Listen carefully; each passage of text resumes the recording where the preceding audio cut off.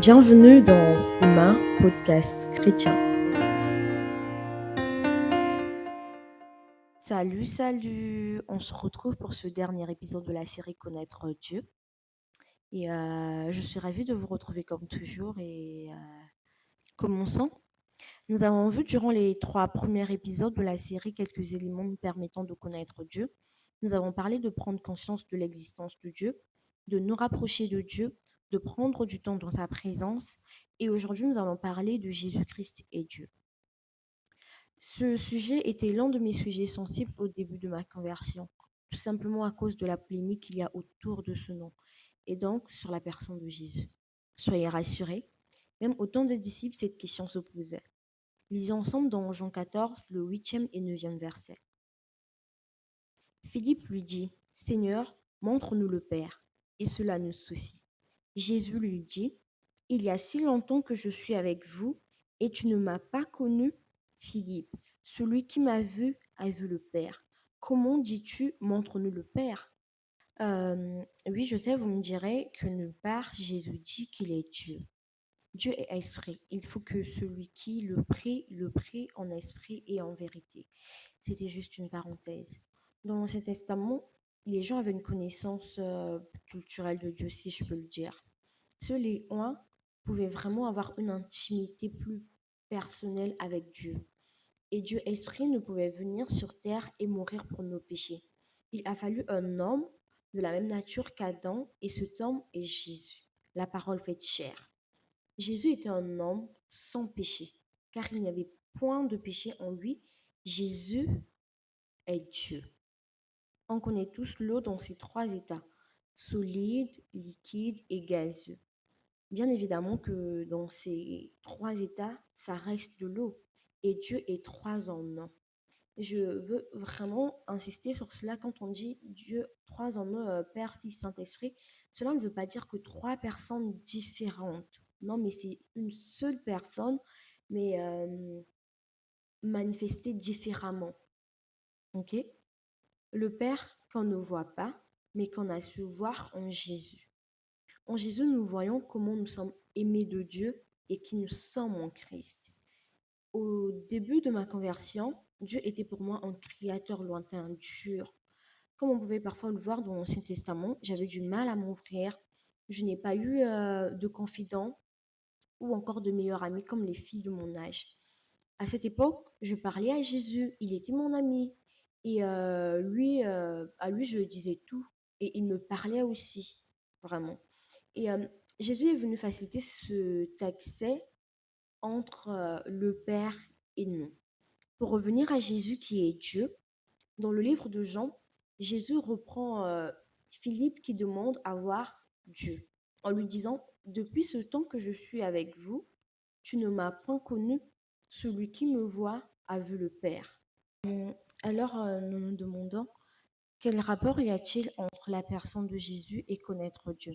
Jésus est venu rétablir l'image que nous avons de Dieu, de ce Dieu lointain, inaccessible aux hommes. Nul ne peut réellement dire connaître Dieu s'il ne croit pas en Jésus. Considérer Jésus comme un prophète ou simplement comme un fils de Dieu limite notre connaissance de Dieu et nous empêche de saisir les profondeurs de Dieu. Et cela est un mensonge du diable.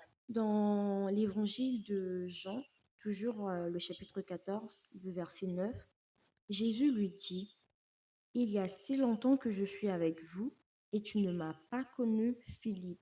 Celui qui m'a vu a vu le Père.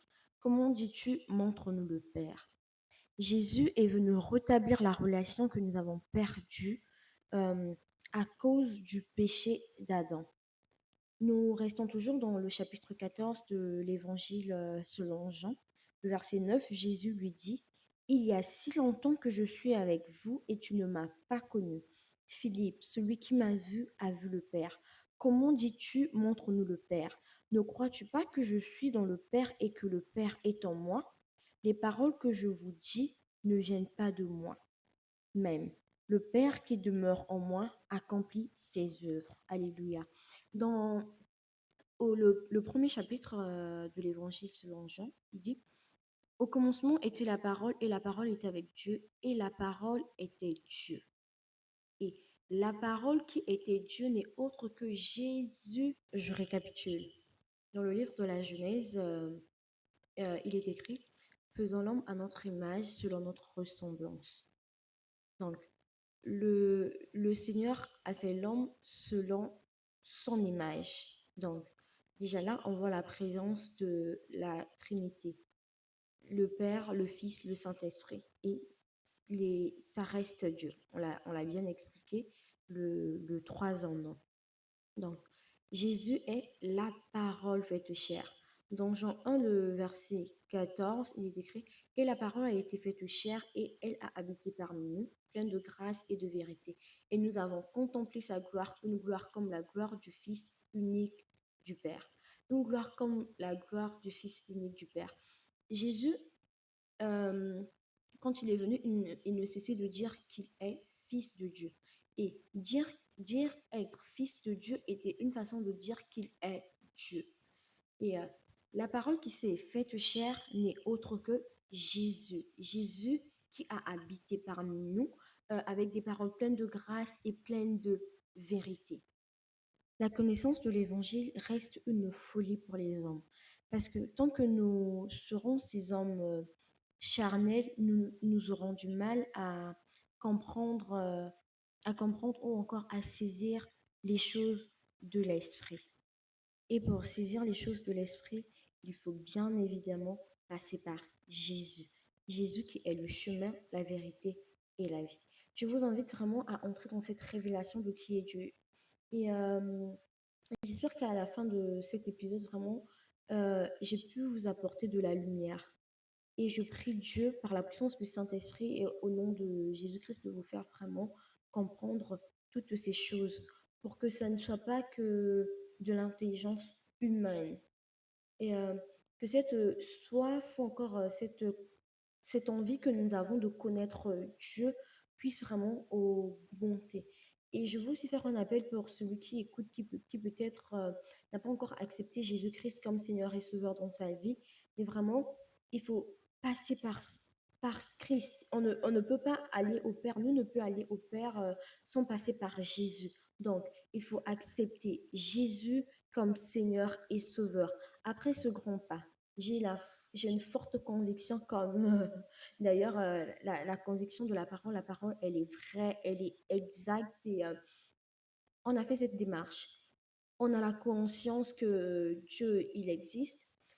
Euh, on s'approche de Dieu, on s'approche de lui, on prend du temps dans sa présence. Mais tout cela c'est en ayant vraiment cette conscience de qui est Dieu. Et Dieu est Jésus. Jésus est Dieu. Jésus nous montre qui est Dieu, qui est le Père. Et grâce à Jésus, nous pouvons entrer dans ce cœur à cœur, dans ce contact avec Dieu de là où il est. Mais vraiment que l'honneur, la gloire soit rendue à notre Seigneur Jésus-Christ. Et pour vous qui ne le connaissez pas encore, comme je l'ai dit, acceptez Jésus comme Seigneur et Sauveur. Et le Saint-Esprit agira. Et agira dans vos cœurs en son temps. Et j'ai vraiment à cœur de prier. Je vais prier pour cet épisode-là. Merci Seigneur pour ce que tu as fait parce que je crois et je sais que toi tu parles à travers Seigneur Jésus-Christ, ce podcast Seigneur. Toi tu touches, toi tu transformes les cœurs Père éternel. Que ça ne soit pas seulement notre intelligence humaine Seigneur, mais que ça soit Père éternel, que cette sagesse qui vient d'en haut nous révèle les choses cachées, les choses que nous ne comprenons pas, les choses les choses auxquelles nous avons vraiment la difficulté de saisir, Père éternel. Mets de la lumière, Seigneur Jésus-Christ. Viens éclairer la perception que nous avons de Dieu, la perception que nous avons de toi, Papa.